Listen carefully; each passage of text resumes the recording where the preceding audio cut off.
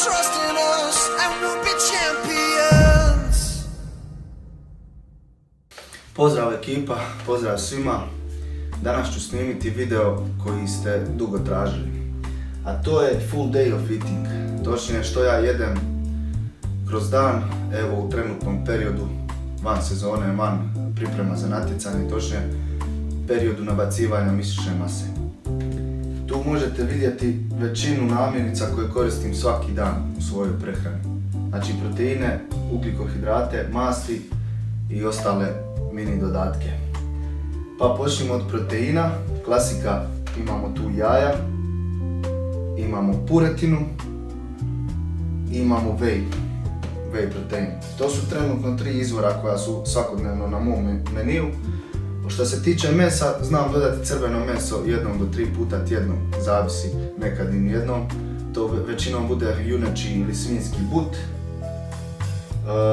I rijetko kad riba, kao 4. izvor proteina. Znao je biti postni sir, ali nekako mi u zadnje vrijeme ne paše, počeo sam sumnjati da mi od njega izlaze krištići na licu, tako da, mislim, izbacio sam ga i počelo je biti bolje, tako da ne znam.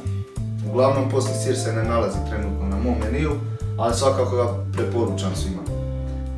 Od ugljikohidrata tu je malo veći izbor.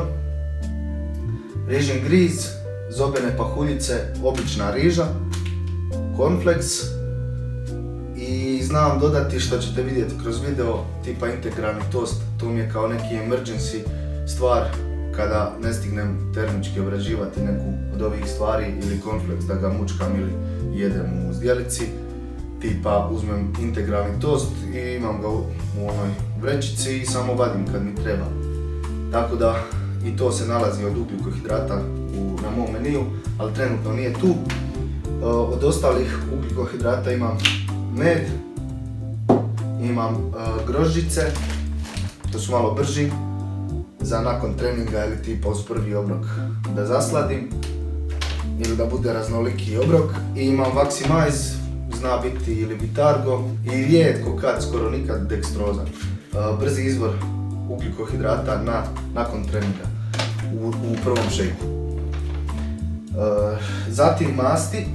Od masti tu imam naravno žumanjke u jajetu, to sam već spomenuo, jaja kad sam navodio proteine, žumanjci po meni vrlo bitna stvar. Zatim omega 3 suplement kao izvor masti, koliko toliko. Preporučio bi omega 3 svima, uz whey protein po meni najvažniji suplement. I orašasti plodovi, trenutno badem i čija sjemenke. Njih također mogu svrstati kao izvor masti, ali nije nužno hardcore izvor masti. To bi bilo to od nutritivnih stvari. Trenutno tu imam ashwagandu koju ujutro popijem na prazan želudac, 5-6 grama stavim u usta, zatim to promučkam sa cijeđenim limunom i narančom, što ćete vidjeti kroz ovaj klip. To znam nekad zadati sa jabučnim octem, kada nema, na primjer, naranče i limuna, kada samo s vodom pijem, stavim jabučni ocat, također na prazan želudac. I imam tu čajeve i džumbir, skuham vodu, točnije džumbir u toj vodi i dodam čajeve i to znam piti kroz jutro, nekad i tokom treninga.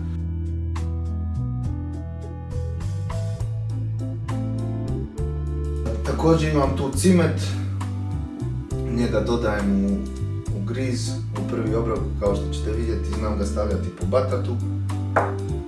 Imam kurkumu, nju nisam trenutno stavio tu, nju stavljam u rižu, znam je staviti na meso, znam je staviti u čaj. Preporučam svima, vrlo zdrav suplement, točnije dodatak prehrani. To bi bilo to od namirnica. Pa da krenemo na obroke. Danas ću imati 4300 kalorija, od kojih će biti 350 grama proteina. Danas je malo viši dan, danas treniram noge, inače se vrti od 250 do 350 proteina. Njih ne držim uvijek isto, 350 je stvarno visoka brojka za van sezonu. Zatim ide 500 grama ugljikohidrata i oni mi variraju iz dana u dan, ali većinom su visoko, točnije uvijek, dok su hidrati na poželjnoj minimalnoj razini od 80 grama. Ne skupi mi se jednostavno više od toga zato što su većinom obroci kombinacije ugljikohidrata i proteina, ali znam staviti u rižu ili rižin griz kad radim s mesom maslinovo ulje po tome. Također preporučam svima, vrlo zdravo i vrlo korisno. Pa da krenemo na prvi obrok, ja ću puštati klipove priprema obroka, kako sam i zašto radio i također navešću kad, u koliko sati koji obrok jede. Prvi obrok ide u 8 sati ujutro.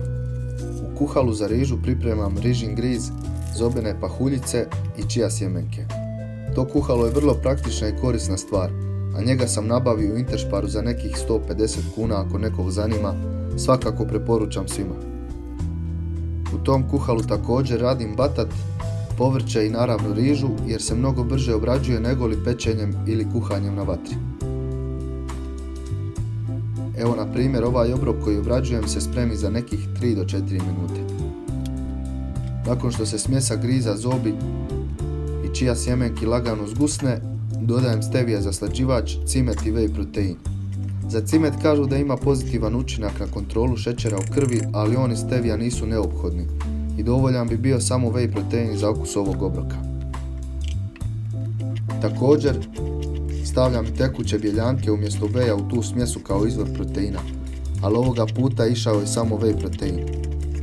Nakon završetka obrade dodajem žličicu meda te smrznute maline na dobijenu smjesu. Vjerujte mi, ovo je najukusniji obrok u danu.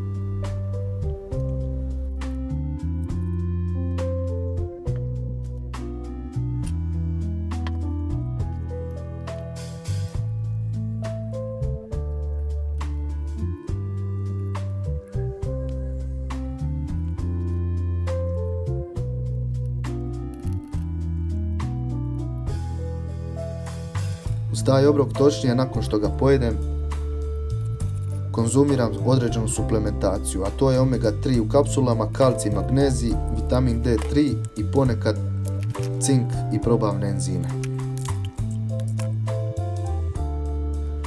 Sada ide priprema 3 obroka od kojih će ići još 2 prije treninga, te 1 u periodu nakon treninga. Danas ću od ostalih ugljikohidrata koristiti batat jer je bio na jako dobrom popustu, a za mene je to najbolji izvor ugljikohidrata daleko ispred svih jer sadrži dobre mikronutrijente kao i vlakna. Inače koristim rižu umjesto batata jer je povoljnija i praktičnija za jesti u periodu mase jer je lakše unijeti kalorije iz određenog volumena riže nego li iz batata, ako je u pitanju mnogo hrane u danu. I naravno na rižu, točnije u rižu mogu dodati maslinovo ulje kao dodatan izvor zdravih masti i dodatan izvor kalorija koje neću niti osjetiti što se tiče volumena u želucu. Puretinu pečem u maloj pećnici koja me također izvrsno služi kao i kuhalo za rižu. Vrlo je praktična jer i u tom slučaju kao kod kuhala meso mogu ostaviti da se obrađuje bez moje kontrole sve dok tajmer ne odzvoni da je obrada završena. Po mesu trenutno stavljam sezam i origano da mi bude malo dinamičnije, a i sezam je obilat kalcijem što je dobro jer ne konzumiram mliječne proizvode. Trenutno gledate raspored 3 obroka, točnije 2., 3. i 6. obrok koje ću spremiti u plastične posudice. Drugi obrok će biti puretina i batat u 11 sati, a 3. obrok će biti puretina i integralni tost koji je mnogo praktičan kada ne stignete ili niste u mogućnosti jesti termički obrađene izvore hidrata.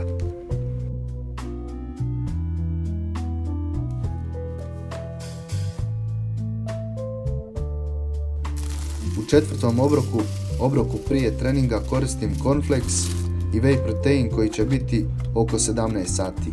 Stavite cornflakes u posudicu, napravite shake whey s vodom i izlijete po pahuljicama. Vrlo brz, praktičan i lagan obrok, idealno za prije ili nakon treninga. 5. obrok spada pod suplementaciju za trening, ali tu primarno mislim na brzi izvor hidrata i whey protein. U Shaker spremam pre-workout suplement za prije treninga kojeg sam izrađujem, mada se nalazi u ambalaži, točnije u kantici Rich Pianinog pre-workouta, samo 5%. A video kako izrađujem svoj pre-workout možete pogledati na mom kanalu ako već niste. U shake nakon treninga stavljam whey protein, brzi ugljikohidrat kao Maximize u ovom slučaju ili Vitargo, a rijetko kad dekstrozu. Tu još idu kreatin i L-glutamin. Taj obrok će biti oko 8 sati, nakon kojeg ide konkretni obrok u 9 sati. Točnije sat vremena nakon posljednjeg obroka, točnije poslije treningnog šejka. Ponovno puretina i batat u istoj količini kao i prvi put, točnije u drugom obroku. Zadnji obrok će biti u 23 sata. Prije spavanja ne želimo nikakvo podizanje inzulina, niti nam trebaju izvori nutrijenata koji to rade, jer nećemo obavljati nikakvu aktivnost dok spavamo osim regeneracije i što će nam raditi bazalni metabolizam, tako da će nam spori izvor energije kao masti biti idealan. U ovom slučaju koristit ću kombinaciju proteina i masti, to će biti jaje badem. Nekada bi to bio uvijek postni sir i orašasti plodovi, pa čak i kikiriki maslac, ali sad sam smanjio mliječne proizvode jer sumnjam da mi izazivaju poveću pojavu prištića na koži, točnije na licu, ali svima koji ga toleriraju itekako preporučam. Ako ste se zapitali zašto nema povrća, to je zato jer ne želim umanjivati apetit, puneć svoj želudac povrćan, a već i zobi i batata imam dovoljno vlakana, a ostalih vitamina i minerala iz ostalih namirnica. Dok je u pripremama to skroz drugačija situacija, tamo je povrće mnogo zastupljeno. Alkalnost tijela držim stvarima koje sam naveo u početku klipa, to su cijeđeni limun, naranča, čajevi, džumbir i jabučni ocat, tako da mogu odmoriti sa sigurnošću od povrća u ovoj fazi.